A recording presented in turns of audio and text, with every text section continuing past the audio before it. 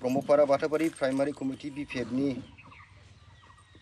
जोङो जयैनो दिनै मोनसे थांखि लादों, हाबाफारि लादों। बेनो जाहैबाय जोंहा फैबाय थानाय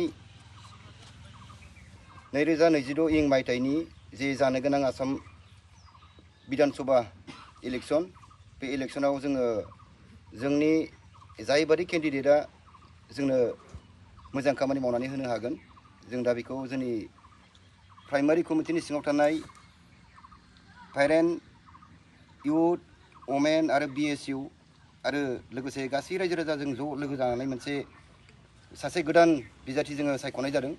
बेनो जाहैबाय जोंहा जाखांफुनाय राफोद दैदेनगिरि, बेनो जाहैबाय मानाव गेदेर मुस्रिमा सेवलि महिलारि।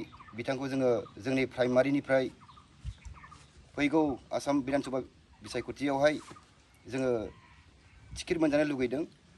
बिनि थाखायनो जोङो दिनै जोंनि प्राइमारि कमिटिनि गासैबो विंस आरो रायजो राजा ज' जानानै जोङो दिनै बे प्रेस मिटखौ होनाय जादों। मानो होननानै बुङोब्ला थांनाय 30 बोसोराव जोंनि बारग'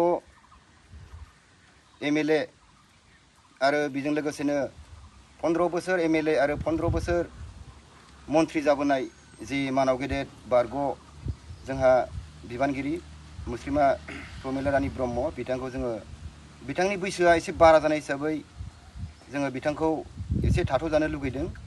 बिनि थाखायनो जोङो जोंनि ब्रह्मपारा बाथाबारि प्राइमारि कमिटिनिफ्राय जोङो सासे राफोद दैदेनगिरि जोङो मानाव गेदेर मुस्रिमा सेवलि महिलारि बिथांखौनो जोङो जोंनि हाइकमान्डनिफ्राय जोङो टिकेटखौ होजानो लुगैदों।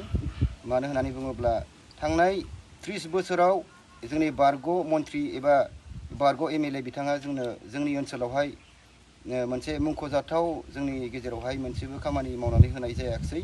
बिनि थाखायनो जोङो फैबाय थानाय समावहाय जोंनि ओनसोलनि जे मोजां मावनो हागोन बादि केन्डिडेट, जाय बिथांखौ जोङो एसे सिगाङाव बुंबाय मानाव गेदेर सेवलि महिलारि, दा जोंनिफ्राय बिथांखौनो फैबाय थानाय इलेक्शनाव जोङो केन्डिडेट हिसाबै जोङो लुगैदों।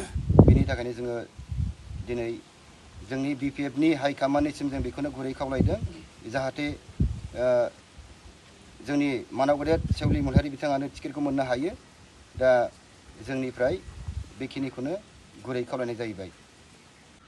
आच्छा, दिनैनि बे जोंनि ब्रह्मपारा बाथाबारि प्राइमारियाव जोंहा जा बुंदों जों बेखौनो जोङो सायख'नायाव दङ आरो जोङो थांनाय सिगाङाव मावनाय फैनाय बेखौ जोङो मानसियाबो बैसो जाबाय, दा बेनिफ्राय मावग्रा दा गोदान ओंखारदों बे सेवलि बायदिखौनो जोंनि बे ब्रह्मपारा बाथाबारिनिफ्राय जोङो लुबैदों। बेखिनिखौ बुंनानै